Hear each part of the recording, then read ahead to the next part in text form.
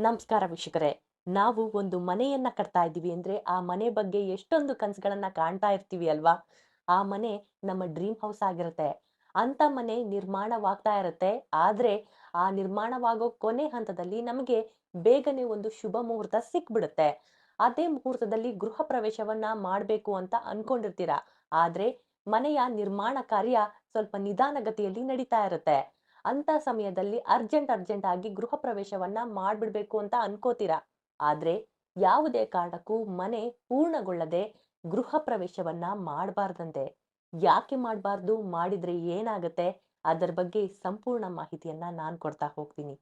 ನೀವು ಆದ್ಯಂತ್ ಮೀಡಿಯಾ ಚಾನೆಲ್‌ನ ಸಬ್ಸ್ಕ್ರೈಬ್ ಮಾಡ್ಕೊಂಡಿಲ್ಲ ಅಂದ್ರೆ ಈಗ್ಲೇ ಮಾಡ್ಕೊಳ್ಳಿ. ಹಾಗೆ ಲೈಕ್ ಮಾಡಿ, ಶೇರ್ ಮಾಡಿ. ನೀವು ಈ ಒಂದು ವಿಷಯನ ನೆನ್ಪಿಟ್ಕೊಳ್ಳೇಬೇಕು. ನಾವು ಗೃಹ ಪ್ರವೇಶ ದಿನದಂದು ಮಾಡುವಂತಹ ವಾಸ್ತು ಹೋಮ, ವಾಸ್ತು ಶಾಂತಿ, ಮನೆಯ ನಿರ್ಮಾಣ ಪೂರ್ಣಗೊಳ್ಳದೆ ಇವನ್ನೆಲ್ಲ ಮಾಡಿಸಿದ್ರೆ ಯಾವುದು ಕೂಡ ಪ್ರಯೋಜನಕ್ಕೆ ಬರೋದಿಲ್ಲ.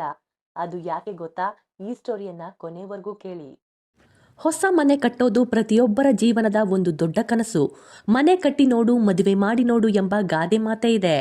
ಅಡಿಪಾಯ ಹಾಕಿದ ದಿನದಿಂದ ಮನೆ ಪೂರ್ಣಗೊಳ್ಳುವವರೆಗೆ ಹಣಕಾಸು, ವಾಸ್ತು, ಕಾರ್ಮಿಕರ ಸಮಸ್ಯೆ ಹೀಗೆ ಬಹಳಷ್ಟು ಸಮಸ್ಯೆಗಳು ನಮ್ಮ ಎದುರು ಬರುತ್ತೆ. ಇಷ್ಟೆಲ್ಲ ಕಷ್ಟಪಟ್ಟು ಕಟ್ಟಿದ ಮನೆಯೊಳಕ್ಕೆ ಕಾಲಿಡುವಾಗ ಮಾಡುವ ಗೃಹ ಪ್ರವೇಶ ಕೇವಲ ಸಂಭ್ರಮದ ಕಾರ್ಯಕ್ರಮವಲ್ಲ. ಅದರ ಹಿಂದೆ ಬಲವಾದ ಧಾರ್ಮಿಕ ಮತ್ತು ವೈಜ್ಞಾನಿಕ ಕಾರಣಗಳಿವೆ. ಪೂರ್ಣ ಪ್ರಮಾಣದಲ್ಲಿ ನಿರ್ಮಾಣವಾಗದ ಮನೆಯಲ್ಲಿ ಗೃಹ ಪ್ರವೇಶ ಮಾಡೋದನ್ನ ನಿಷೇಧಿಸಲಾಗುತ್ತೆ. ಅದಕ್ಕೆ ಕಾರಣ ಹೀಗಿದೆ. ಮನೆ ನಿರ್ಮಾಣದ ಸಮಯದಲ್ಲಿ ಮಣ್ಣನ್ನ ಅಗೆಯಲಾಗುತ್ತೆ.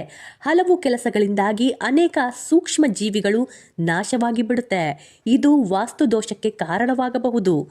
ಇಂತಹ ನಕಾರಾತ್ಮಕ ಶಕ್ತಿಗಳನ್ನ ಹೋಗಲಾಡಿಸಿ ಮನೆಯಲ್ಲಿ ಪಾಸಿಟಿವ್ ಮತ್ತು ದೈವಿಕ ಕಳೆ ತುಂಬೋದಕ್ಕೆ ಗೃಹ ಪ್ರವೇಶವನ್ನ ಮಾಡಲಾಗುತ್ತೆ. ನಿರ್ಮಾಣ ಪೂರ್ಣಗೊಳ್ಳುವ ಮೊದಲೇ ಮನೆಗೆ ಹೋಗೋದು ಕೇವಲ ಸಿಮೆಂಟ್ ಮತ್ತು ಇಟಿಕೆಗಳಿಂದ ಕೂಡಿದ ಜಾಗಕ್ಕೆ ಹೆಜ್ಜೆ ಹಾಕೋದಲ್ಲ. ಕೇವಲ ದೈಹಿಕ ಕ್ರಿಯೆಯಲ್ಲ, ವಾಸ್ತು ಮತ್ತು ಮಾನಸಿಕ ದೃಷ್ಟಿಕೋನದಿಂದ ಇದು ಹಲವಾರು ಸಮಸ್ಯೆಗಳಿಗೆ ಕಾರಣವಾಗುತ್ತೆ. ಆತುರ ಅಥವಾ ಶುಭ ಮುಹೂರ್ತಗಳು ಸಿಗೋದಿಲ್ಲ ಎಂಬ ಕಾರಣಕ್ಕೆ ಒತ್ತಾಯಪೂರ್ವಕವಾಗಿ ನಾವು ನಿರ್ಮಾಣ ಕಾರ್ಯದಲ್ಲಿ ಇರುವಂತಹ ಮನೆಯನ್ನ ಗೃಹ ಪ್ರವೇಶ ಮಾಡೋದು ಧರ್ಮ ಗ್ರಂಥದ ತತ್ವಗಳ ಪ್ರಕಾರ ಇದು ಅತ್ಯಂತ ಅಪಾಯಕಾರಿ ನಿರ್ಧಾರವಾಗಿದೆ. ವಾಸ್ತುಶಾಸ್ತ್ರದ ಪ್ರಕಾರ ಮನೆಯ ನಿರ್ಮಾಣ ಸಂಪೂರ್ಣವಾದಾಗ ಮಾತ್ರ ಅಲ್ಲಿ ವಾಸ್ತು ಪುರುಷ ನೆಲೆಸ್ತಾನೆ.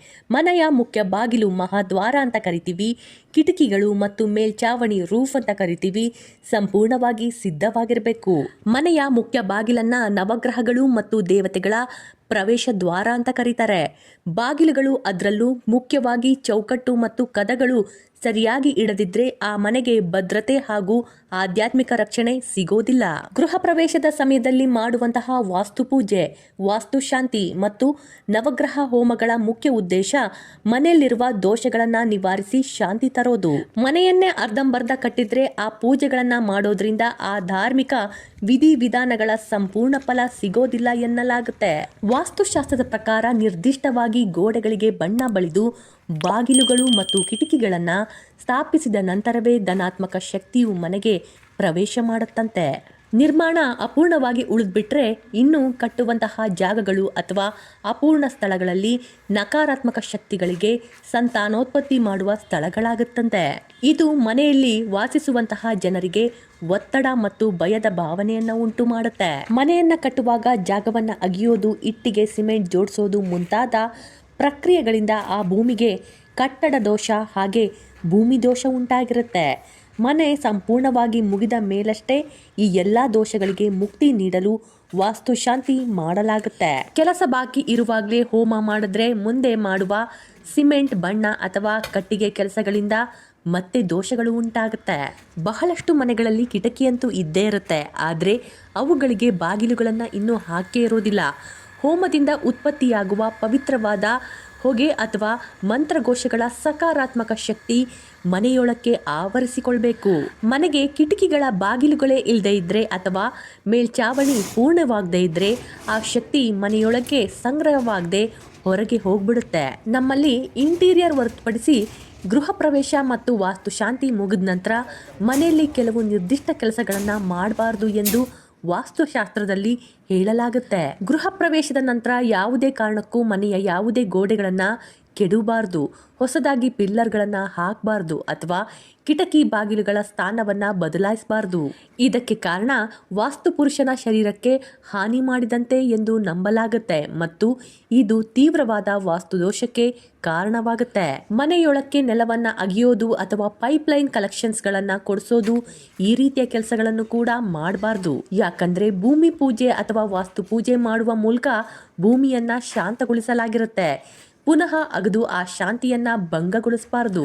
ಮನೆಯ ಮುಖ್ಯ ಬಾಗಿಲನ್ನ, ಚೌಕಟ್ಟು ಅಥವಾ ಕದವನ್ನ ತೆಗೆದು ಹೊಸದಾಗಿ ಹಾಕೋದು, ಅದರ ದಿಕ್ಕನ್ನ ಬದಲಾಯಿಸೋದು, ಈ ರೀತಿನೂ ಮಾಡಬಾರ್ದು. ಮುಖ್ಯ ದ್ವಾರವು ಲಕ್ಷ್ಮೀ ದೇವಿಯ ಪ್ರವೇಶ ಸ್ಥಾನ. ಇದನ್ನ ಮುಟ್ಟುವುದು ಮನೆಯ ಆರ್ಥಿಕ ಸ್ಥಿತಿಯ ಮೇಲೆ ಪ್ರಭಾವ ಬೀರುತ್ತೆ. ಭೂಮಿ, ನೀರು, ಅಗ್ನಿ, ವಾಯು ಮತ್ತು ಆಕಾಶ ತತ್ವಗಳು ಮನೆಯಲ್ಲಿ ಸರಿಯಾಗಿ ಸಮತೋಲನಗೊಳ್ಳದಿದ್ರೆ ಆ ಮನೆಯಲ್ಲಿ ಶಾಂತಿ, ನೆಮ್ಮದಿ ಇರೋದಿಲ್ಲ. ಮುಖ್ಯ ಬಾಗಿಲು ಮತ್ತು ಕಿಟಕಿಗಳು ಪೂರ್ಣಗೊಳ್ಳದಿದ್ರೆ ಅಷ್ಟದಿಕ್ಪಾಲಕರ ಆಶೀರ್ವಾದ ಖಂಡಿತವಾಗ್ಲೂ ಸಿಗೋದಿಲ್ಲ. ಗೃಹ ಪ್ರವೇಶದ ವೇಳೆ ಮಾಡುವ ಪೂಜಾ ಫಲಗಳು ಸಂಪೂರ್ಣ ಮನೆಯಲ್ಲಿ ದೇವತೆಗಳಿಗೆ ತಲುಪೋದಿಲ್ಲ. ಸಂಪೂರ್ಣವಾಗಿ ಅಲಂಕೃತಗೊಂಡ ಮತ್ತು ಶುದ್ಧವಾದ ಮನೆಯಲ್ಲೇ ಲಕ್ಷ್ಮೀದೇವಿ ನೆಲೆಸ್ತಾಳೆ ಎಂದು ನಂಬಲಾಗುತ್ತೆ. ಖಾಲಿ ಮತ್ತು ಅಪೂರ್ಣ ಜಾಗಗಳಲ್ಲಿ ನಕಾರಾತ್ಮಕ ಶಕ್ತಿಗಳು ಬೇಗನೆ ನೆಲೆ ಕಾಣುತ್ತೆ. ಅರ್ಧಂಬರ್ಧ ಕಟ್ಟಿರುವಂತಹ ಕಟ್ಟಡಗಳು, ತುಕ್ಕು ಹಿಡಿದ ಕಬ್ಬಿಣದ ಕಂಬಗಳು ಮತ್ತು ಸಿಮೆಂಟ್ ಧೂಳು, ರಾಹು, ಗೊಂದಲ ಮತ್ತು ನಷ್ಟ, ಶನಿ, ವಿಳಂಬ, ಅಡೆತಡೆಗಳು, ಗ್ರಹಗಳ ನಕಾರಾತ್ಮಕ ಶಕ್ತಿಗಳು ಆಕರ್ಷಣೆ ಮಾಡುತ್ತೆ. ಮನೆ ಎಷ್ಟು ಅಪೂರ್ಣವಾಗಿರುತ್ತೋ, ನೀವು ಗೃಹ ಪ್ರವೇಶ ಮಾಡ್ತಿರೋ ಅಂತ ಮನೆಯ ಯಜಮಾನನ ಆರ್ಥಿಕ ಬೆಳವಣಿಗೆಯು ಅದೇ ಹಂತದಲ್ಲಿ ಸ್ಥಗಿತವಾಗ್ಬಿಡೋ ಸಾಧ್ಯತೆ ಇರುತ್ತೆ. ಮನೆಯ ರಚನೆ ಪೂರ್ಣಗೊಂಡಾಗ ಮಾತ್ರ ವಾಸ್ತುಪುರುಷ ಜಾಗೃತಗೊಳ್ತಾನೆ. ಆತ ಮಲಗಿರುವಾಗ ದೇವತೆ ಪೂಜೆ ಮಾಡೋದ್ರಿಂದ ಯಾವುದೇ ಆಧ್ಯಾತ್ಮಿಕ ರಕ್ಷಣೆ ಸಿಗೋದಿಲ್ಲ. ಹಾಗಾಗಿ ಅರ್ಧಂಬರ್ಧ ಮನೆ ಕಟ್ಟಿ ಗೃಹ ಪ್ರವೇಶವನ್ನ ಮಾಡಬೇಡಿ ಅಂತ ಹೇಳ್ತಾರೆ. ಆಧ್ಯಾತ್ಮವನ್ನ ಬಿಟ್ಟರೂ ಕೂಡ ಅಪೂರ್ಣವಾದ ಮನೆಯಲ್ಲಿ ವಾಸಿಸೋದು ಮಾನಸಿಕವಾಗಿ ನಿರಂತರ ಒತ್ತಡವನ್ನು ಉಂಟು ಮಾಡುತ್ತೆ ಎಂದು ಪರಿಸರ ಮನೋವಿಜ್ಞಾನ ಹೇಳುತ್ತೆ. ಮನುಷ್ಯನ ಮೆದುಳು ಯಾವಾಗಲೂ ಕೆಲಸಗಳು ಪೂರ್ಣಗೊಳ್ಳೋದನ್ನ ಬಯಸುತ್ತೆ. ಬಣ್ಣ ಹಚ್ಚದ ಗೋಡೆಗಳು, ಹೊರಗೆ ಕಾಣುವ ವೈರುಗಳು ಅಥವಾ ಕಚ್ಚಾ ಸಿಮೆಂಟ್ ಪ್ರತಿದಿನ ನೋಡೋದ್ರಿಂದ ಮೆದುಳು ನಿರಂತರವಾಗಿ ಸಣ್ಣ ಪ್ರಮಾಣದ ಆತಂಕಕ್ಕೆ ಒಳಗಾಗುತ್ತೆ. ಇದು ನೆಮ್ಮದಿಯ ನಿದ್ರೆಗೆ ಭಂಗ ಬರುತ್ತೆ. ಮನೆಯೊಳಕ್ಕೆ ಸಿಮೆಂಟ್ ಧೂಳು ಅಥವಾ ವುಡ್ ವರ್ಕ್ ಇಂದ ಮಾಡಿರುವಂತಹ ಸಣ್ಣ ಧೂಳು, ಇದು ಮನಸ್ಸು ಸದಾ ಕಿರಿಕಿರಿಯಿಂದ ಕೂಡಿರುವಂತೆ ಮಾಡುತ್ತೆ. ಇದು ಕುಟುಂಬದ ಸದಸ್ಯರ ನಡುವೆ ಸಣ್ಣ ವಿಷಯಕ್ಕೂ ಜಗಳ ಮತ್ತು ಕೋಪ ಉಂಟು ಮಾಡಲು ಕಾರಣವಾಗುತ್ತೆ. ಧೂಳು, ಸಿಮೆಂಟ್ ಕಣಗಳು ಮತ್ತು ತೇವಾಂಶದಿಂದಾಗಿ ಉಸಿರಾಟದ ತೊಂದರೆ ಅಥವಾ ಅಲರ್ಜಿ ಕೂಡ ಆಗಬಹುದು. ಕಿಟಕಿ, ಬಾಗಿಲು ಮತ್ತು ವಿದ್ಯುತ್ ಸಂಪರ್ಕ ಸರಿಯಾಗಿ ಇಲ್ಲದೆ ಇದ್ರೆ ಕಳ್ಳತನದ ಭೀತಿ ಹಾಗೂ ಅಪಘಾತಗಳು ಭಯವಿರುತ್ತೆ. ಬಹಳ ಮುಖ್ಯವಾಗಿ ಮನೆಗೆ ಬಂದ ಮೇಲೆಯೂ ಕೆಲಸಗಾರರು ಓಡಾಡ್ತಾ ಇದ್ರೆ ಕುಟುಂಬದ ಖಾಸಗಿತನ ಮತ್ತು ನೆಮ್ಮದಿಗೆ ಭಂಗ ಬರುತ್ತೆ.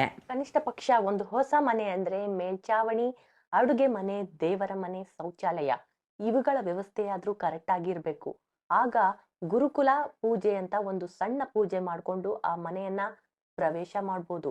ಆದ್ರೆ ನೀವು ಅಲ್ಲಿ ವಾಸ ಮಾಡಕ್ಕೆ ಹೋಗ್ತಾ ಇದ್ದೀರಾ ಅನ್ನೋದಾದ್ರೆ ಖಂಡಿತವಾಗ್ಲೂ ನೀವು ಗೃಹ ಪ್ರವೇಶದ ಎಲ್ಲಾ ಸಂಪ್ರದಾಯಗಳನ್ನ ಪಾಲಿಸಿನೇ ನಂತರ ಆ ಮನೆಗೆ ಹೋಗಿ. ಅದೇ ಸರ್ವಶ್ರೇಷ್ಠವಾಗಿರುತ್ತೆ. ನನ್ನ ವಿಡಿಯೋಗಳು ನಿಮ್ಗೆ ಇಷ್ಟ ಆಗ್ತಾ ಇತ್ತು ಅಂದ್ರೆ ಲೈಕ್ ಮಾಡಿ, ಶೇರ್ ಮಾಡಿ, ಸಬ್ಸ್ಕ್ರೈಬ್ ಆಗೋದನ್ನ ಮಾತ್ರ ಮರಿಲೇಬೇಡಿ. ಧನ್ಯವಾದಗಳು.